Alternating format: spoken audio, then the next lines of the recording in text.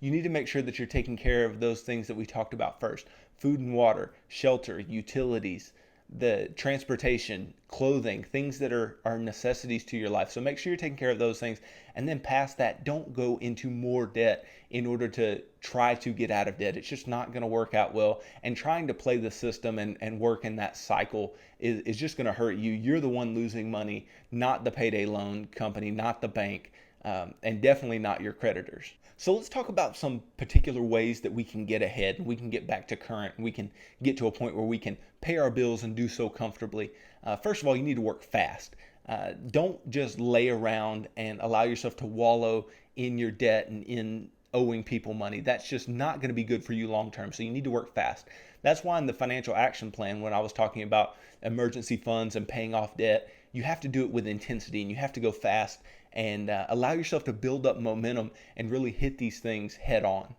And then, and most obviously, and that's why I said it at the beginning, those things I was talking about at first, the things that we need to make sure we never skimp on and never fall behind on is needs. We need to make sure that we meet our needs. Don't worry about wants, only focus on needs and necessities.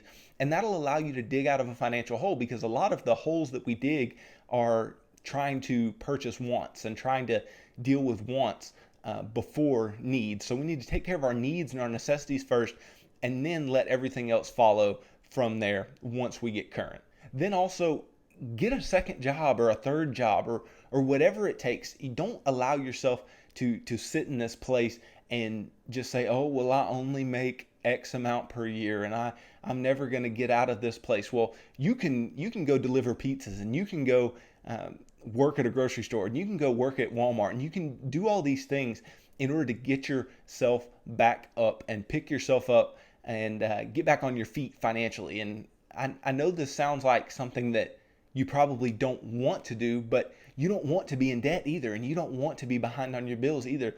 So some temporary pain for some long-term gain is exactly what I'm looking for here. And in order to stop treading water and in order to move forward, something that's really going to benefit you is the budget. You have to be budgeting. You have to be writing down your income and expenses, because if you're running a zero-based budget, there should be no way that you fall behind. You should remain current always if you're budgeting. And so you can't allow yourself to try to get current without a plan, because you're just going to fall behind. We talked about the importance of having a plan. And so if I'm trying to get back current and I'm trying to get to where I can move forward financially and start taking good steps and building good financial habits, I have to be budgeting. I have to know where my income's going, because that income is precious when you're behind. That income is precious when you're not current on your bills. And so just make sure that you're doing that and you're writing everything down and you have a plan for your income. And once you have that plan, then follow it to a T and be as diligent as you can in following that thing word for word, line for line. Then we talked about calling your creditors. That should happen. If you're far enough behind, if you're more than 6 months behind, if you're pushing a year behind on bills and you're getting collection phone calls and things like that, you need to start calling your creditors and negotiating and trying to pay them whatever you have. Make sure you have it. Make sure you have a lump sum to give them. Don't get on a payment plan. Don't allow them to get access to your checking account. Say, I have this much money. Will you take it for this bill? And it's likely that they'll say no several times. So just, you're going to have to call them back, and you're going to have to maybe be a little gruff with them. But like I said earlier, they're going to want money more than they want to have no money. So just make sure that you're really pushing in that place. If you are there, if you're just a month behind, they're not going to talk to you. They're not worried about you. If you're just a month or two behind, they're not going to mess with you and because you don't mean a whole lot to them, and the amount of interest that you're accruing and the amount of money that they're losing is not significant to them at that point. But when they start getting further and further and they don't think they're going to get paid, then they'll start getting more desperate, and you should be too, and you should try to negotiate with them. Then also, is another way to get your feet under you and get some quick cash and be able to take care of some things really fast. Find some things to sell. I am sure that you have things around your house that you can go without, at least for a short period of time. Once again, we're not talking about living a certain way long term, and we're not talking about working second jobs long term, and we're not talking about being really intense for a long, long time. If it takes, a couple months to get current, then we need to, punch it in the face for a couple months, and then we can kind of ease up a little bit. And then when we're working on getting out of debt or building emergency funds, we have to be able to go fast there and go hard there, and that may take a couple of years.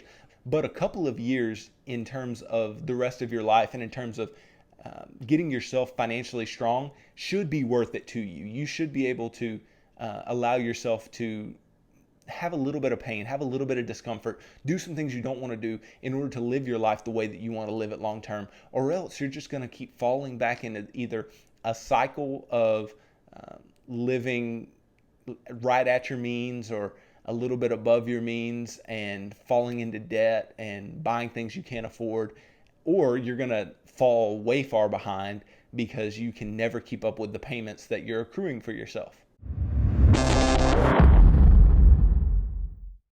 So a couple of just quick tips that I want to give you as far as your insurance coverage. Always shop your insurances. Don't just look at one agent or one company and say, well, that's the best that can be done because that's the only place that I went. No, make sure that you're shopping and comparing because you would be surprised at and maybe you won't be surprised at the differences in premiums for the exact same coverages at differing companies. So just be diligent about checking things out and making sure that what you're paying is what you should be paying and not a dollar more.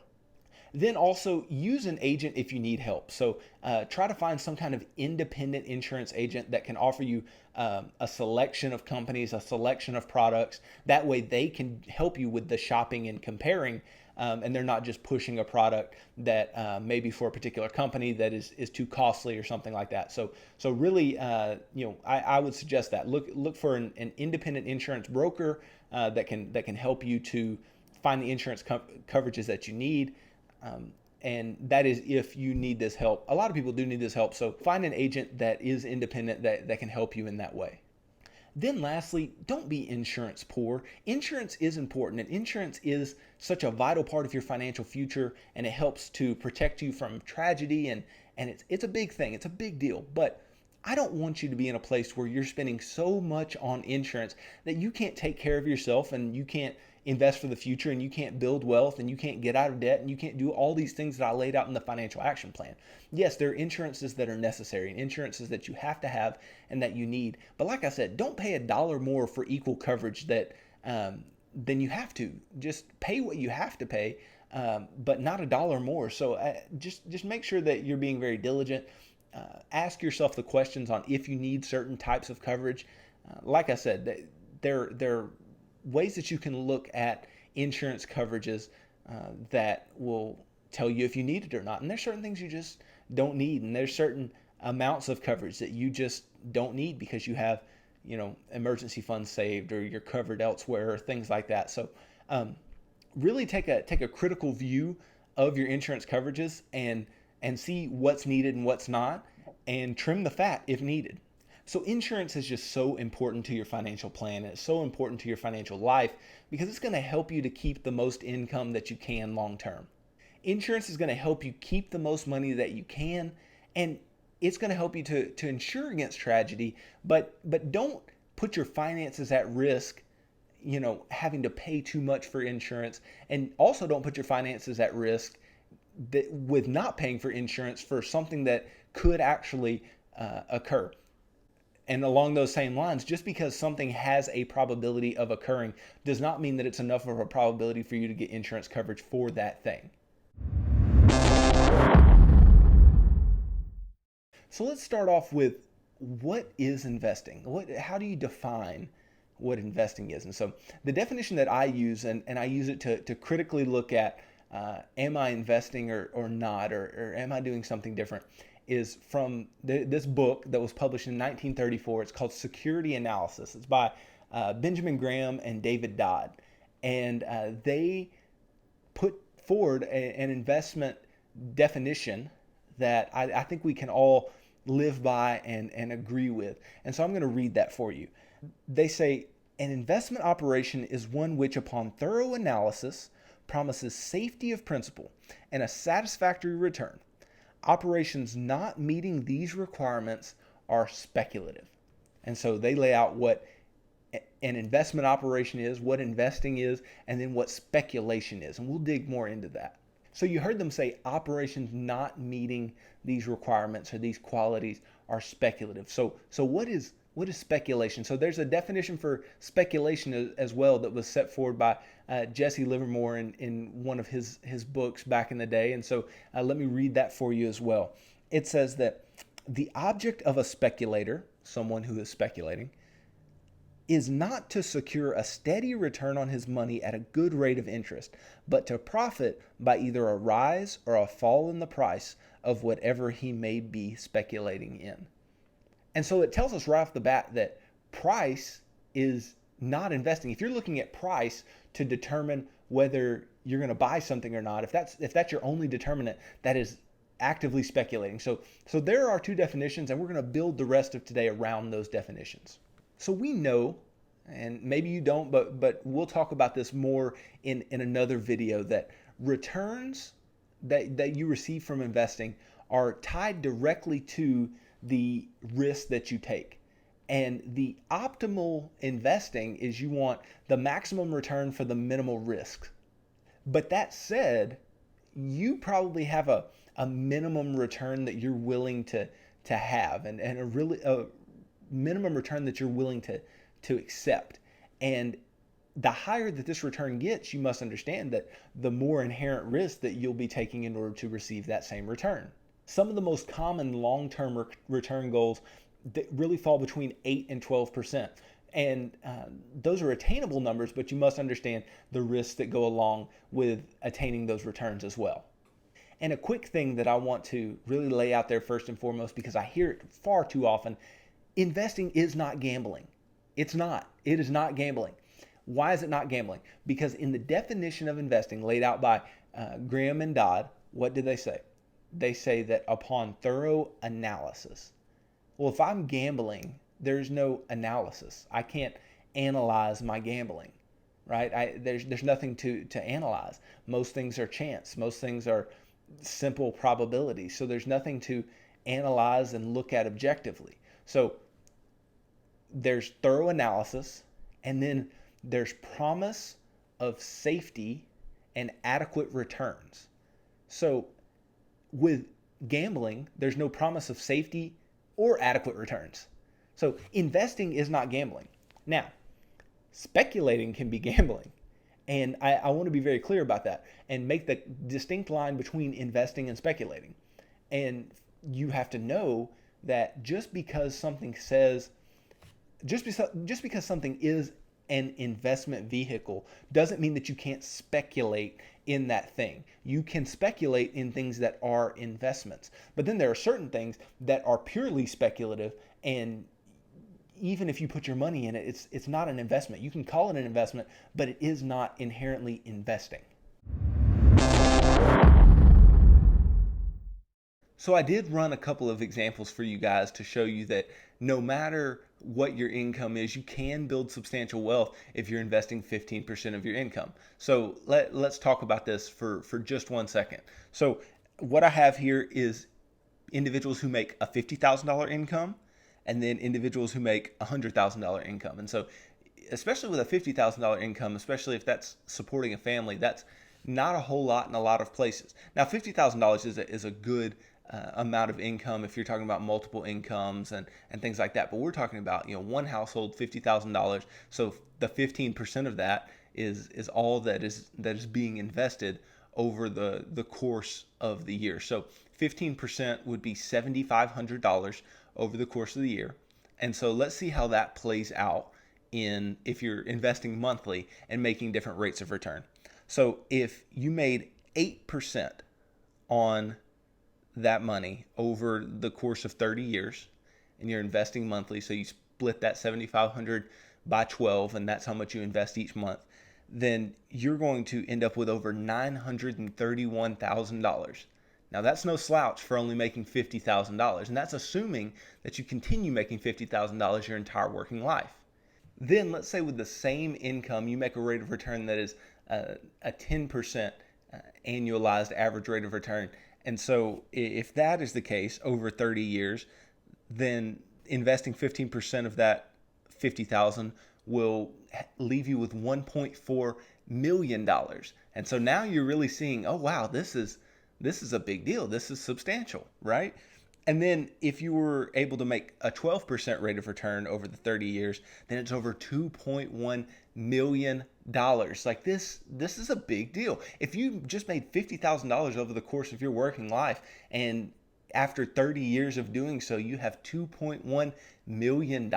I'd say you won. I'd say you were a big winner. And so any of these numbers at 8, 10, or 12% rate of return, you won. You did big things with a small income. And so that's why this step is so very important.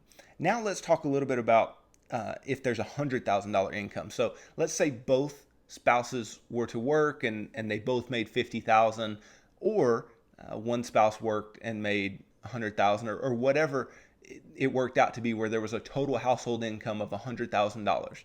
So again, 8%, and so that they're taking that monthly amount. So 15% of $100,000 is what, $15,000, right? So they're taking that $15,000, dividing it out monthly, and investing this monthly over the course of 30 years. And if you make 8% on your money over that 30-year period, you have $1.8 million. So you can immediately see that extra money invested did a lot of work relative to at the $50,000 income level. Then if you made 10% a year over the 30 years, then you have 2.8 million. So, we're ratcheting up here. And then if you made 12% over the 30 years, that's going to be over $4.3 million. And so I think it's become readily apparent to you guys already, first of all, that it's super easy if you make good financial decisions and if you have good financial habits to become a millionaire. You can definitely do it. But investing 15% of your income will get you there. And that's the point. That's why I choose that number, because that number will get you to a point where you're either really pushing millionaire status or you're well within it. Okay, so you still might be saying though, Dylan, 15% is a lot. That's a lot of income. And I just want to reiterate, you don't owe anybody any money at this point in the financial action plan. And so let's look again at the $50,000 of income and how that stretches when you're talking about 15% of it. So with a $50,000 income, that is $625 per month that you would be investing. And you think to yourself, $625 a month is a lot of money. Well, let's think about it for a second. The average car payment in America today is right around $500 a month. Well, you don't have a car payment here, so that $500 a month or more or a little less, we can say that went right to that $625. So you can kind of check that off the list. And then let's just say you had a reasonable amount of student loans. Well, $125 a month on a student loan payment is not a huge amount. So we just made up for the amount that you're going to be investing right there by saying if you were somebody with an average car payment and a reasonable student loan amount, then both of those payments added together will increase to the amount that you need to invest. So you have no excuses at this point. That's why I set the plan up this way, is because when you get to the point where you need to be investing at least 15%, you have no excuse but to get it done. So what you need to know in order to know how much to save, you need to know where you want to be. So they call it the future value of your money. So you need to know where you want to be. You need to know what rate of return you're expecting, what rate of return you believe that you can make long term.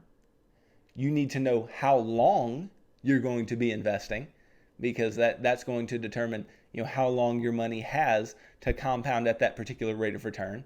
And then you also need to know how much do you have invested today. And all of those things will help you determine the amount. And you can use any of those four of those 5 inputs to determine the other. So for instance, if I want to determine how much money I will have in the future, and you heard me in the previous video when I was giving you examples of if you invested this much per month for this long, how much you would have. Well, what did I do? I used the amount of time, the rate of return, the payment, the amount that I'm putting in monthly, and the amount that I started with to get me to some future value. So all you need is 4 of the 5 inputs, and you can determine what that fifth amount will be. And you can do this in several different places, and I'll just kind of let you know that I will provide you an easy Excel sheet. I'll provide this on our website, www.mnowithdylan.com, to where you can go in and put in your own numbers and determine what's my retirement number, how much do I need to save, so on and so forth.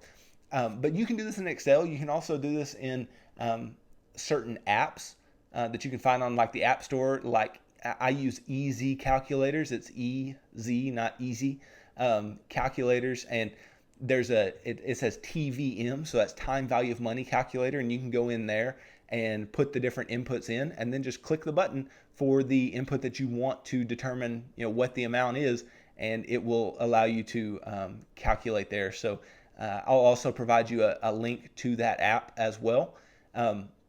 But these are just tools that you can use to figure this out, and we'll talk more about them in the future.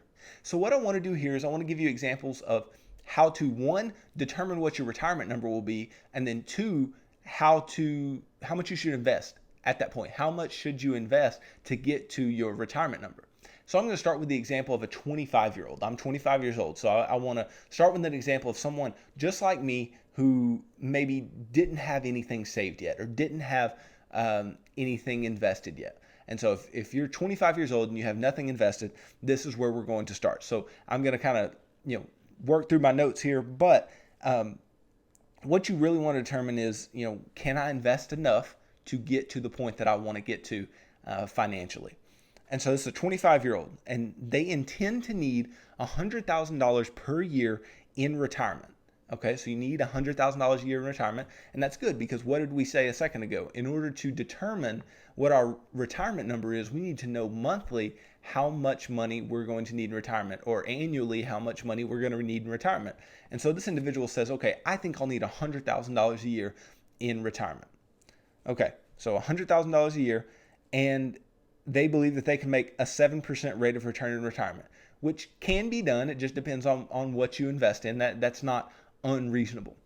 And so if you take that $100,000 and you divide it by 7% or 0.07, what that's going to give you is the amount of money you need in order to never touch the principal amount. So never touch the amount you began retirement with. And so what that tells you is you will need 1.428 million to never touch the principal, given the assumptions that this individual made. And like I said, I want those assumptions to be conservative assumptions. So if this individual is saying, I think I'll need $100,000, well, maybe they really needed 80, but they rounded to 100 just to be safe. Or I think I can make 7%. Well, maybe they think they can really make 9, but 7 is a more reasonable assumption. Let's see what this individual will need to save in order to get to this point. So between now and retirement, they expect to make a 10% rate of return, and they're going to plan to retire at age 60. So that's over a 35-year period. They plan to make a 10% rate of return, which is also not out of the question. And here's why. If you look from June 1980 to June 2020, the average annual rate of return of the S&P 500, which is the market index, with dividends reinvested, is right around 10.7%. And so if you can do that over a 40-year period, making that assumption over a 35-year period is not out of the question. So this can be done. And so, like I said a moment ago, this individual has no money invested yet. So if you're putting this into a calculator, what you would do here is you would say, okay, there's 0 present value because they have 0 invested yet. Their future value, what they want to have in the future, is $1.428 million, right? And then their rate of return, so the rate of return they expect to make is 10%. Like I said, it's a reasonable rate of return over a long period of time is 10% in the market. And then they're going to do it for 35 years, okay? Now, if you want to determine how to do this on a monthly basis, what the monthly contribution would be, all you would do is you would take that 10% number and especially if you're putting it into Excel, and you would divide the 10% by 12 because it's a monthly rate of return at that point. And then you would also take the 35 years and you would multiply that by 12 because there are 35 times 12 months in a 35-year period. So that's 420 months over that course of time. So you would have to make those adjustments. But like I said, I'll provide you with a tool that you can go and just put your inputs in and it will tell you. So given all of these assumptions, this individual only has to invest $376 per month from now until retirement in order to get where he wants to be. And you may say, oh, $376 a month, well, then that's a lot. Once again, let me remind you, when you're at this point of building wealth, you don't have debt. And so you can make $376 a month. And even better, $376 a month, if you want to do the math on the 15% rule that I've given previously, that's only 15% of a $30,000 annual salary. And so if you're making anything above $30,000, you should easily be able to hit this mark. And so this individual, $376 a month, and this is not something that is out of the question. I mean, if you were somebody making $50,000, we talked previously about where you could get making 10% annually, and it's over like $1.8 million, I believe, because this would get you to $1.428 million, and you can check that out in the previous video. But the whole point is, by knowing his or her retirement number, then getting to a point where you can determine how much monthly to save is not very difficult. And it's really not difficult when I provide you this resource that you can just plug the numbers in and click enter.